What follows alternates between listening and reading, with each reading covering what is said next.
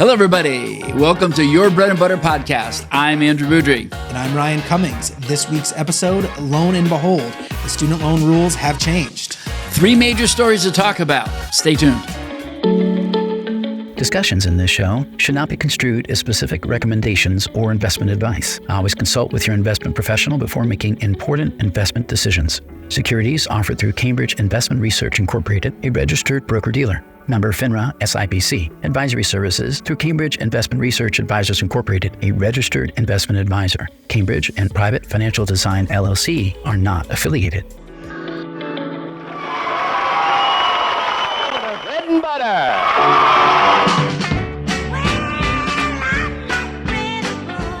All right, so today you're with us and we're talking about student loans. Loan and behold, the student loan rules have changed. There's 3 major stories happening simultaneously. There are. There's a big shift in the student loan landscape. We're looking at changes, removal of the SAVE repayment plan. There's been some court challenges, some lawsuits, and ultimately that has been pulled back upon starting here in July. And also a big complete overhaul of other repayment plans that are going to replace that SAVE plan that a lot of people have been using for quite a few years, over the last decade or so. And then finally, we'll also be discussing some changes to the forgiveness landscape. There's some new forgiveness programs, some that still exist too. Not everything was changed there, but there are some tweaks if you're someone who's going to be seeking student loan forgiveness in your future. Exactly. There's millions of borrowers out there borrowing all kinds of student loans that may need to choose a new repayment strategy over the next few years. So if you have federal student loans, are you on the right payment path for rules that now exist? Let's talk about it because now's the time. Yeah, so the first thing we want to touch on is what's going away. What happened to the SAVE plan? That's the biggest change here. There were millions of people on the SAVE plan. It was something that was introduced not all that long ago. I don't know the exact year, but I believe it was within the last decade. Yeah, so it's not like it's this, multi-year old plan, but it is something that a lot of people were using.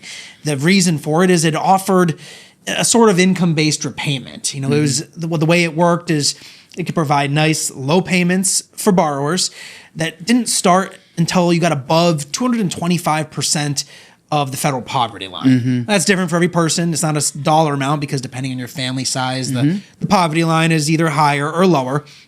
But then payments would be about 5% of your income above that poverty line threshold. And then the unpaid interest was waived each month, which would have avoided the negative amortization where instead of the loan dropping, it just keeps building up.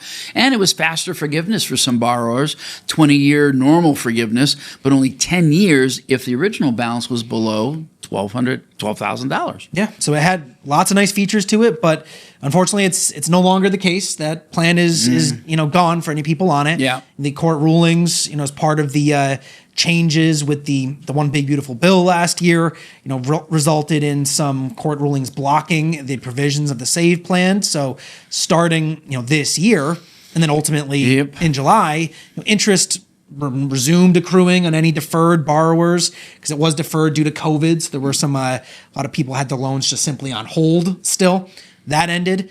Now these loans are reaccruing and ultimately people are being forced to switch repayment plans, starting in July. Yeah, they have to leave the SAVE program to move to another repayment option. And the real discussion here is why so many borrowers built their financial plans around SAVE and now it's gone. And so what happens when those assumptions change? So don't assume that if you're in a SAVE student loan repayment program, that's going to be a long-term option because it won't be. Right. And I think you could even say that about some of the new options that we're going to get into next. You never know if they're going to be here forever, but they are the current landscape of things. Correct, yes. And so replacing the SAVE plan, you're still going to have a few options, but the big one that's replacing it is the RAP, or Repayment Assistance Plan. It's a little bit different than the SAVE plan. Similar, but different at the same time. And we're looking at this also being income-driven. So that's a big similarity. So starting in July for any new loans or even old loans prior. July of 2026. Yes, July of 2026. Thank you for the clarification. And this is the primary income-driven repayment option for any new borrowers. But there's some different features, with this repayment assistance plan than the Save loan. Do you want to jump into some of those? Absolutely. So payments here generally range from 1 to 10% of your adjusted gross income, minimum payment of $10, and there's a $50 a month reduction per dependent if you have dependents, and you also have unpaid interest waived, principal reduction support in some situations, and forgiveness after 30 years for most borrowers. There are some pros and cons to this, though, so let's talk about that. There are. So like we were saying, it's got some similarities to the Save plan. It prevents that negative amortization, so as long as you are meeting the minimum payments, any unpaid interest is waived, just like with the Save plan. So they kept that feature.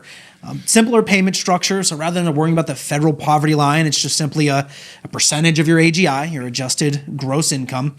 And some borrowers, especially those with slightly more moderate to higher incomes, are going to see balances shrink faster because of that higher percentage of their AGI. One of the cons on this, though, is the longer forgiveness timeline. It's kind of like the dad that told his daughter to go get a student loan because it was better than a bad boyfriend because it would last 25 years. So, it's also, though, the longer forgiveness timeline, it could be a bad thing. Right. And some borrowers may actually pay more under the SAVE program, and it's less generous to those who are low-income borrowers. So there are some cons to it. But you have to check it out. You can't assume that the program that you're in right now is going to stay that way. So this chart breaks down some of those pros and cons that we were discussing. As you were just mentioning, higher repayment for certain borrowers, the 5% above the poverty line is now just a 1 to 10% sliding scale depending on your income. So you could be looking at a much higher percentage, and it's on all of your AGI, not just that above the poverty line. Right. So you were kind of, with the Save plan, you had that floor as your income shield. So like you were saying, the cons for the lower income earners is you don't have that shield. You're just paying a percentage of your AGI, and that's it. You don't have to just wait until you hit that threshold. Well, the idea here is that you had unpaid interest waived. Unpaid interest in the new program is generally waived. It's kind of like, do you know what the student loan said to the bank? No, I don't. Okay, the student loan said, I'm forever in your debt. The problem here is the forgiveness feature on this was 10 to 25 years originally. Now it's going to be 30 years. Right. That 30 years, that's forever. It is. And unless you qualify for some other programs that we'll talk about later, that's a very long time to have to keep a student loan. And we're talking people bringing these into retirement in some cases, depending on their circumstances. So, and then, we'd have no extra features for those smaller balances. That's gone. That 10-year forgiveness we were talking about earlier. And however, it is still eligible for the public service loan forgiveness program. So that is staying consistent across the board. So there's a couple things staying consistent here that you can see, and a couple big things changing, with these different loan structures. Right. So which payment plan or repayment plan are staying and which ones are going away and plans being phased out? I think we should go through that just to make sure that you as a listener understand the dynamics of what's happening in that marketplace. Yeah, the big one is the Save plan, like we just mentioned. We focused a lot on that. Some of the other lesser used ones are the pay-as-you-earn plan, the income contingent repayment plan. Those are no longer being offered either. They're still able to stay grandfathered to any borrowers who still have them at this time, but those are going to sunset as well by 2028. So if you're on the pay-as-you-earn or on the income contingent plan, those you got a little bit of time, but only just a few years. And the plan that will survive here is the IBR, the Income-Based Repayment Program. It remains available through prior to July 2026 loans and expected to be one of the long-term options alongside of the RAP program. Right. So for new borrowers, what are your options? If you're a student here in the near future, you're really limited to the Repayment Assistance Program, the new RAP payment option there that we already discussed. And then a lot of the standard or tiered standard repayments. So let's dive a little bit into those. We really should have thought of a really good rap song that could have gone with the rap on the student loan, but I can't think of one. I was trying to, I was thinking of that earlier. Trying to think of something to. Surely Eminem has something. I don't know, but. When it comes to some of the standard plans, there's all those are still remaining options. You'll see on this chart here, you're still going to have your standard 10-year. That's remaining unchanged. That's typically going to give you the least interest paid and a nice steady, payoff period, but your payments might be a little bit higher with a fixed 10-year period. On top of that, we have the graduated repayments. So those are for people that want to start low, but every 2 years that payment jumps. So your payment might be more affordable today, but better hope you get some raises pretty quick, because by year 4, year 6, year 8, you're going to be paying significantly more, because it's still a 10-year repayment for those ones. And this next one for me is like the extended one. So it's fixed or graduated lower monthly, but it goes up to 25 years. Yeah. That's going to be more than your standard as far as the interest paid. So yeah, it's low right now, but if you max it out over those 25 years, you're going to pay, it could be a huge amount of money. And it's really best for balances that are over $30,000 and needing some relief. And last of all, we have a tiered standard, which is a fixed amount based on the balance of your student loans, and it's 10 to 25 years by the amount borrowed, and that's a more moderate approach, but it's got to be for new borrowers or loans after July 1st, 2026, which we're well past that now. Right. So at this point, these are your options along with the RAP program too, but these would be the standard ones that have kind of been around for a very long time.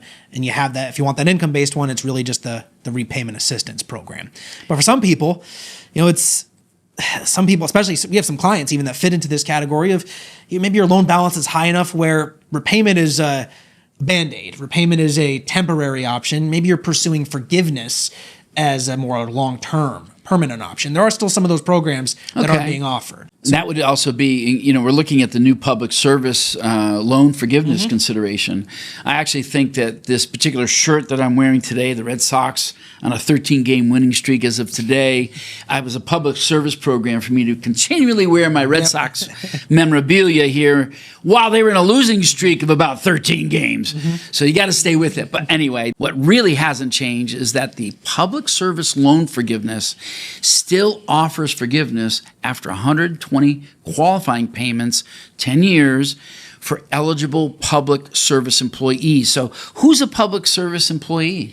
These are typically going to be a lot of your not-for-profits. So, people that work for charities, hospitals, teachers, institutions. Wait a second, you said charities? Like yeah. Right. Well, that's great. So when I wore this, I should have got there you go. Yeah. Maybe you qualify. I qualified. Yeah. Oh, yeah. But an important thing to note, though, is that if you are in one of those careers and you're trying to qualify for this, that new tiered standard plan that we were just showing does not count towards these 120 payments. It doesn't? So you need to be on the RAP payment plan or one of the other standards or graduated or the extended, something like that. But that new tiered one doesn't. I know that RAP does. RAP does qualify for the PSLF purposes. So there would be some plus borrowers that also would face some new restrictions that affect the forgiveness eligibility, excluded from the PSLF program. So this was a big deal. If you're a parent that borrowed for your student, you took out a plus loan, you would have needed to consolidate those prior to July 1st. And it has to be the student that's involved in the public service, right? It can't be like on a parent loan. They're not going to do that because they're not. Correct. Yeah, okay. I get that. Yeah, okay. Right. So that's that program's still around, and these public sector employees can still pursue that. But important thing here, I think the key takeaway from this section is make sure that you're still on the right repayment plan that keeps your eligibility. And make sure that your employers. And who would you go to verify that your employer is a public service loan forgiveness? There's the Federal Student Loan Aid website. Okay. I think they even have contact phone numbers you can call and try to reach out to someone to get clarification. And actually, I think even some of those employers sometimes have HR directors that can confirm that eligibility for you. Well, here a big thing though is that there are some major borrowing changes that happened from recent legislation that have passed the Congress. Yeah, primarily centered around those plus loans we were just talking about. The parent plus loans, there's been some graduate plus loans that have been eliminated, after July of this year. So we're looking at, the ability for only the student now to take out loans, on behalf of themselves rather than parents. Parents can still do plus loans for undergrad, but no longer for graduate programs. Right. graduate programs seem to be generally affected by this quite a bit. They were because even if you are the student, even the graduate programs have caps now too. For graduate programs, they're now capped at $100,000 total, $20,000 a year is kind of limiting for your student loans. And if you're one of those non-professional programs, I know that was a whole big thing with what was it? A lot of the nursing programs. Yeah, the nursing programs. Yeah, they right. were recategorized as, I think also physical therapists Yep. were also recategorized as a non-professional degree. That lowers your cap, by half down to 50,000. Which seems so opposite of what we need, because we we need more nursing program. We need more nurses in the healthcare system. You'd think that they would do the opposite of that to get the try to lower the incentive up. barrier to entry. Exactly. Well, the next one will be the Parent Plus changes, because there are annual caps that are now introduced on what those parent loan amounts can be, and the lifetime borrowing limits have been introduced as well, similar to the graduate borrowing caps to some degree. Right. But this is a significant reduction from the prior borrowing flexibility that the parents had. It is. And so it's going to be an interesting development with this, because it's, like you said, it could create some barriers to entry for some students, or it could cause more families to potentially have to turn towards private student loans as a solution, which isn't a terrible option, but at the same time, the private loans don't have a lot of the same forbearances, a lot of the same subsidized interest that the federal loans have, or the same forgiveness programs that the federal loans have either. So if you see students having to turn towards those, they're losing out on a lot of those potential benefits that the federal loans normally would give. And I was listening to a podcast recently talking about with a number of closures of colleges, it's not just happening in the Northeast, it's happening across the country. Right. And in the podcast, this economic expert that follows higher education was saying that they felt like this was actually, with the loss of these other colleges, that it actually was going to lower the cost at a lot of private institutions for some reason of competition. I didn't quite follow that argument very well, because I couldn't understand the dynamics of what they were trying to say, because it seems to be the opposite. Right. You would think that, with less colleges, with more colleges, there would be more competition. Right. And so you might see the tuitions go down. But he's saying it's going to go down because there's less. So I'm not so sure that's true. So be careful what you hear out there, what you listen to. I got done listening to that, and I'm like, I don't think that makes sense to me. So I think there was some advertising or something being done in there. But anyway, on to the borrower action plan and closing thoughts, because we got to sum this up for you. Yeah, the idea I think behind today was to give you some high-level notes on some of the changes that were made, and really points of view on if you are currently on the SAVE program, you do need to make sure that hopefully by this time you've taken some action, because it has ended.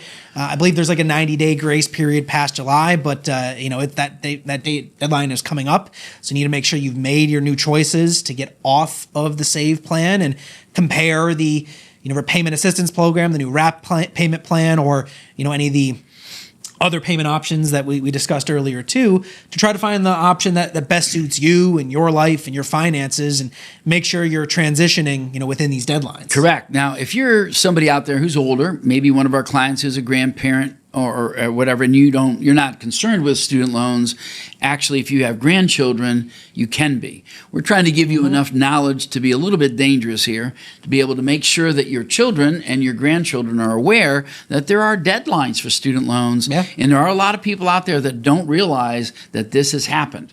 They look at stuff like this as junk mail. Sometimes they get it in the mail like, oh, this is just another thing, not realizing that there is some transition deadline that you have to make in order to get the best option for yourself. So even if you don't have children necessarily in this situation, or grandchildren, you might have friends, you might have somebody, but this is good knowledge, because it's a very expensive process to put a college graduate on the table. It is. And if you're pursuing those forgiveness programs, as a reminder, make sure your repayment plan still qualifies. Remember, there are some that do, some that don't. Make sure that you're tracking all your payments. It's 120 qualified payments for the PSFL, or those other longer term ones, whether it's the 30-year repayment. You need to make sure that you're making those payments and making them on time. And make sure that you're building out a plan for if you do switch, how is that going to impact your overall progress towards paying those loans off or having them forgiven at the end of the day? Because the thing you need to also keep in mind is that when those loans are forgiven, they're in many cases taxable, at least with today's current legislation. My goodness, that is a big surprise for a lot of people when it does get forgiven and they get taxed on it. And lastly, if you're planning for graduate school, understand the new borrowing caps.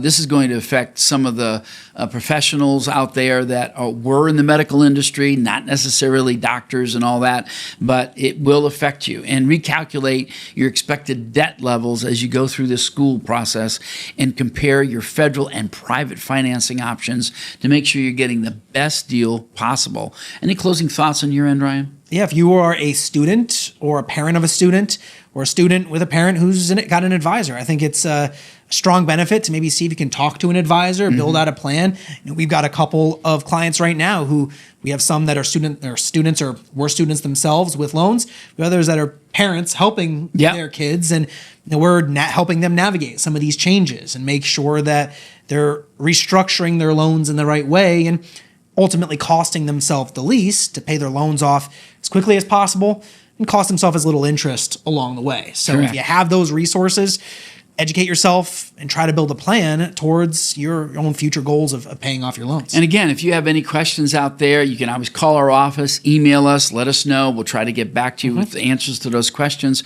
We're really glad that you joined us today. This is an important topic because higher education is still very much needed and very important for moving forward with these careers.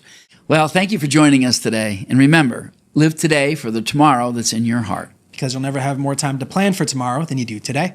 Thank you for listening. Bread and butter.